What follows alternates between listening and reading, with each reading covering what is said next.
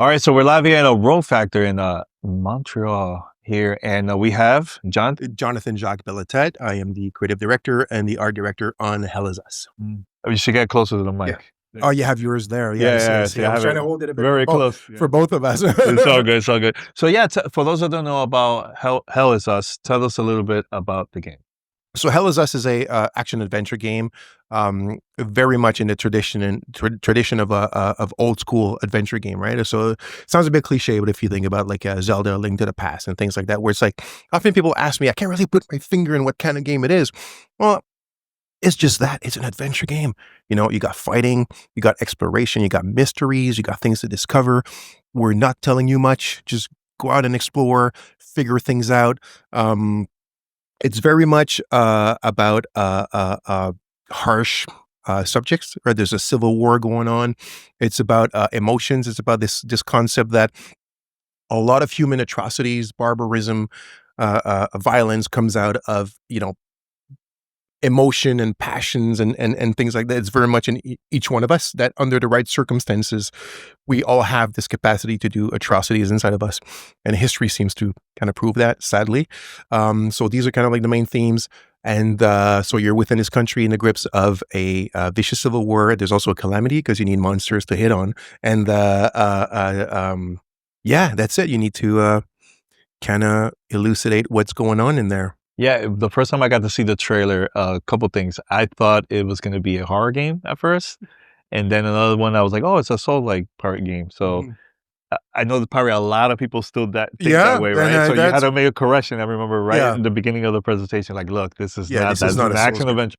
Yeah, it's an action adventure game, and also, I mean, after almost 15 years of Souls-like games, let's say since the first Dark Souls, right? I mean, Demon Souls counts, but I guess what I'm trying to say is like now people have everybody has different opinions on what is a Souls-like game, and it's sometimes it's just diluted to, it's like, oh, they see a health bar and a stamina bar, and it's like, that's a Souls-like game. This Souls-like game is a lot more than that. It's a whole thing to the gameplay loop.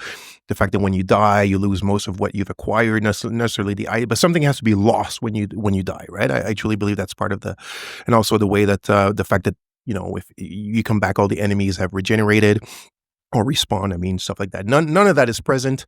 The combat is more mid-core. We're still tuning it, right? We're in beta at this point. The combat is still probably has a little too much teeth still. We're still gonna there's a lot of difficulty settings in the game. You can fine-tune it to your liking. But yeah, we want it to be a lot more permissive than a real bona fide and the character Dark Souls-like. The main character, Remy. Yeah. We could tell us about Remy. So Remy, the game takes place in a country called Hadia. It's a hermit state. So think about something like North Korea or the USSR back during the Cold War, behind the Iron Curtain, right, where it's really hard to get out of the country for the people who live there, or move or enter the country for people who live without. Remy's from there. He was born there. But his mom smuggled him out when he was 5 in order for him to have a better life. He grew up in the foster care system in Canada, had a pretty rough upbringing, like they often end up having in a foster. It's not the story of every foster child, but a lot of them. He's always wanted to come back because obviously he's been abandoned by his parents, in the sense that he understands as an adult that she did that for him to have a better life. But child abandonment is one of the worst trauma that a child can have, and he's got this irrational need to find him and almost confront them about what they did to him, but he can't get a visa to enter the country. When he's part of the Canadian military, they're always at the forefront, often at the forefront of the peacekeeping missions in the world, from the United Nations, the blue helmet peacekeepers. So when the civil war breaks out in Haiti, he sees his opportunity. He's already part of the Canadian military, and he's like, I want to be transferred to the peacekeeping mission. And he's sent there, and here's his chance to infiltrate the country. Right, he goes AWOL one moonless night, and then he's in the country. But then he realizes there's a lot more than just a civil war going on. And how is it tied to the hermit state and all that kind of stuff? So yeah, he's a very reserved guy. He's very introverted. He's got, as opposed to the theme of emotions and all these emotions boiling in the country, creating this civil war, Remy is the opposite. He's almost like a high functioning sociopath. He's got really, really a low, like, emotional thing going on, right? He sees people a bit as tools and stuff like that to use. He's not an evil person anyway. He's not a psychopath either. People sometimes confuse sociopath with a psychopath, but he's kind of like on the mild side of the spectrum as well. But there's a character arc attached to that, which is quite interesting. And he's got really nice big curly hair as well. Yeah, I noticed that too in the beginning. And I also have a question about the person sure. he was talking to in the beginning, right at the beginning. Of Oh yeah, we'll talk about interrogator. we'll talk about him in a few minutes. But we got to play the game for 3 hours. I know one of the last part of our hands-on was the dungeon. Now, my question is the dungeon, is that an optional thing to do, or that's something that you need to do as part of Yeah, so the dungeon that you saw is part of the critical path, is part of the main story, so you have to do it. Okay. Because of the way that we we had a save already prepared for you to be in that dungeon, in the Limbic Forge. It felt a bit, it for you, it must have felt a bit out of place. And what is this place for? Why am I here? Is it just for loot or this or that? But it's very much ingrained in the story. Obviously, when you get there through the story and not just through the save game, you kind of understand why we're looking for that place, why it's so important. It also becomes a bit of a nexus in the game. I don't want to spoil too much, but no, it's a very important place.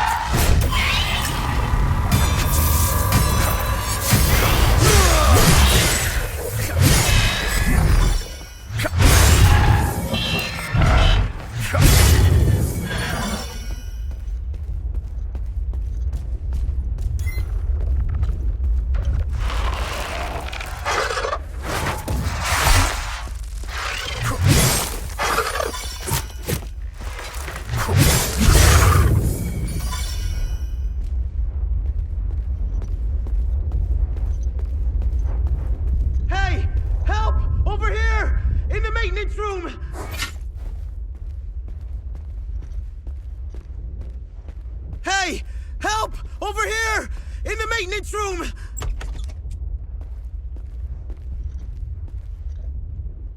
So typically in action adventure games, there's bosses, and we're gonna get to see that guy. I didn't get to see that during my hands-on. I only got to see like enemies where Yeah. there was a lot of different type of enemies, and Yeah. some of them were really challenging too. So are we gonna get to see? Did you finish the dungeon? No, I didn't have the time. So there's no, that's fine. It's so there's definitely a boss at the end. So we're a small team, right? We just the game was depending on the time period, was designed by developed by 50 to 54, 55 people. There was no outsourcing whatsoever. I mean, except of course the actors, for the voice actors And translation. And thank you. We didn't translate the games in 12 languages ourselves. But apart from that, it's all in house. Even the actors were recorded in our studio, in our sound studio. We did our own mocap as well. So we were a lot of different hats. Where I'm going with that is like bosses are expensive to do. Like bosses are notoriously hard to design and design well, and they're a huge time sink to really balance properly. They need all sorts. They're exotic. They need different gameplays often, sometimes, and things like that, right? So we do have some, but right from the get-go, we decided to put our money in other aspects of the game that were more important to us. Now, this being said, there are some, and also at each of these salient moments, like at the end of dungeons and other places in the game, there's always a very specific event that's challenging, that's different than anything else you've seen in the game. that you need to pass in order to continue, and is as far as we can tell quite fun to achieve as well. But as far as getting into 25 different places in the game where there's like this gigantic dragon that's specific, there's not 25 of those. Let's put it that way. Okay. Yeah. Good to know. So the person you got to talk to in the beginning of the game, I know when I died multiple times, by the way, he was also talking to me again, like, we're going to start over. Yeah. What's going on in that? So, because I don't know much about that part of the So the idea is the game has already happened. Okay. You're obviously. So I'm telling him the story. So as you play, you're telling the story. Okay. So you're being interrogated, and that's what he says it is. So when you say the guy you talk to, Remy, right? Because you saw it in the cutscene. You haven't spoken to him mechanically yet in the game. So you saw that cutscene where you're being interrogated, and then every time you die, you hear him again, because basically, obviously, Remy has never died. He's obviously. It's not part of the story. He wouldn't have been saying the story. You know what I mean? He's obviously never died. He's obviously he's being interrogated at the end. So obviously, when you die, that's when you hear the interrogator say, "Obviously, that's a lie. Start over." Or he's like adjust because Remy's being drugged with a truth serum, right? So you hear like adjust the dosage, which I find is an interesting take on the snake, in Metal Gear, or the you died, and we have our own spin on our death in the game, And how long you guys been working on this project? 5 years now. 5 years, man. And now it's too long. And now it's finally gonna come out very soon. Like, how's it been the process for you guys? Like, just everything overall. Like the whole thing. No, overall. I mean, I'm just saying, like, it's being a small team, work on a project like this. I mean, for 5 years, and now finally people are gonna start. Playing it. This is the most amazing feeling, really. I mean, obviously, it's filled with dread, because it's not. I think, I mean, I know we've worked tremendously hard. It's a passion project. It's filled with love. It's an honest game.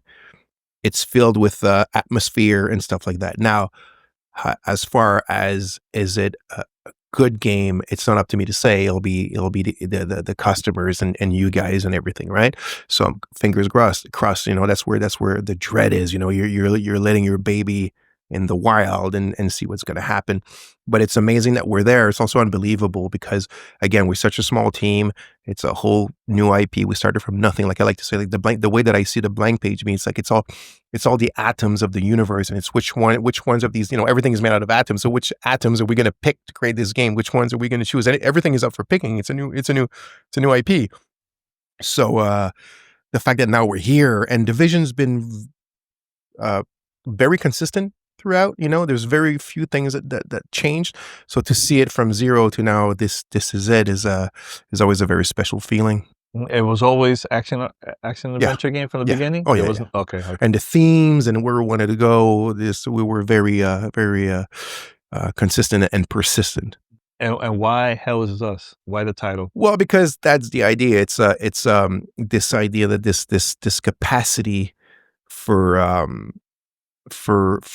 debilitating violence, barbarism, and stuff like that against people that, again, might have been our neighbors for most of our lives, or for imperceptible differences, or even sometimes invented differences, seems to be amongst inside all of us. Like history is actually like a record of that truth, of what I believe is true. And you see it all the time under the right circumstances, under the right emotions, the right emotional state, the right societal state. Everybody seems to be up for the challenge, and so Hell Is Us. All right. Now I know Remy has a drone companion, right? What is it you could do with a drone besides distract the enemies? Like, there was a lot I just didn't have the time to use, use and test and everything. Yeah. So there's I'm losing track. There's so much stuff, and it's through 5 years. Even though I'm the creative director, I lose. And it gets upgraded and I'm too. and I'm getting older as well. So there's 10 skills, if I'm not mistaken, with the drone, and so yeah, you start by default. It has a distract, which allows you to distract one enemy, right, while you take care of another and stuff like that. And it also allows you to have a free shot at enemy that you're distracting, because the minute that you hit an enemy that's distracted, and he comes out of being distracted, but it gives you like a free shot. So you have like a forward charge where the drone lands on your back, and then it spreads up and then kind of acts as like a huge reactor, and then you charge forward. You have what we call the death from above, which brings you in the air and then you drop down on your enemies. It has a thing where it can literally deflect the hits that come from behind you. So the drone is kind of like acting as a goalie behind you, like ching, ching, ching, ching. It's perfect for like multiple enemies. For multiple enemies. Yeah, and stuff like it that. can get really challenging. And I also want to ask you about that too. Like, what was it important for you guys to change the difficulty for like casual gamers that want to get into these type of games? Because sometimes companies will release a game and like there's no option to do that. Like, how important was it to make that change? So if I'm brutally honest, which I think more developers should be, we had never developed you're not the first one. That's not my brutally honest. This was going to come after, because that I've always said it. This was our first ever third-person melee combat system that all of us had ever done. Right? Okay. It's not a Montreal specialty. I like to say that. Like in Montreal, the gaming industry is a prominent one, but it's always been more like first-person shooters, adventure games with like combat, but not all that important. Like even the Assassin's Creed, it's really more with like Origins and Odyssey, where the combat started being like properly crunchy and stuff like that. Even for them, it took a while. So we started from nothing. We've developed a certain expertise. We're still learning a ton. Thing is, because it's we had to learn it all on like live as we're developing it. Gauging the difficulty properly is hard. It's really bloody hard, and it's connected to so many things, because you just want to change a little thing that you might think that is just, hey, let's make this slower or whatever, faster, but then it's like it's the mathematics behind it, and it's how and then versus the speed of the weapons of Remy, and then the animators need to make new animations, and so slight changes are actually quite costly and timely. So so we want to so to get back to your answer. So at one point we said, you know what, we probably not going to nail it perfectly where we want the pendulum to be. So let's make sure that we provide difficulty settings that people can play with, right? So we're going to try to get as close as we can to what we think this base feel should be. That's not too hard, not too easy either, but there'll be a lot of options and sliders for you to fine tune it, and it will be also at the beginning you can choose to have the quintessential just tell me a story, blah blah blah, like our version of it. But yeah, so yeah, that's what I mean by honesty. And the fact that at one point we were like, maybe the tuning is not going to be as perfectly exact as we wanted, so let's give options to the players to also fiddle with it a little bit. Now, are we gonna get to see some support, like Steam Deck support, handheld devices or anything like that? Have you tried that out too yet? Or just PC and console? So right now, like officially, right, it's coming out on PlayStation 5, Xbox Series X, S, and PC. But obviously the spectrum is much wider than that. Yeah. See what the future entails. But there's a lot, everything's exciting for us. So okay, good. And my last one, you don't have to answer this question. Do you think there's an opportunity for you guys to work on a project like this for, like, let's say the Switch 2 or something like that? Like, do you see an opportunity like that? In the grand scheme of the universe, I mean, absolutely. You know what I mean? Like, I see a lot of potential with handheld. I totally agree. And you mentioned the Steam Deck as well.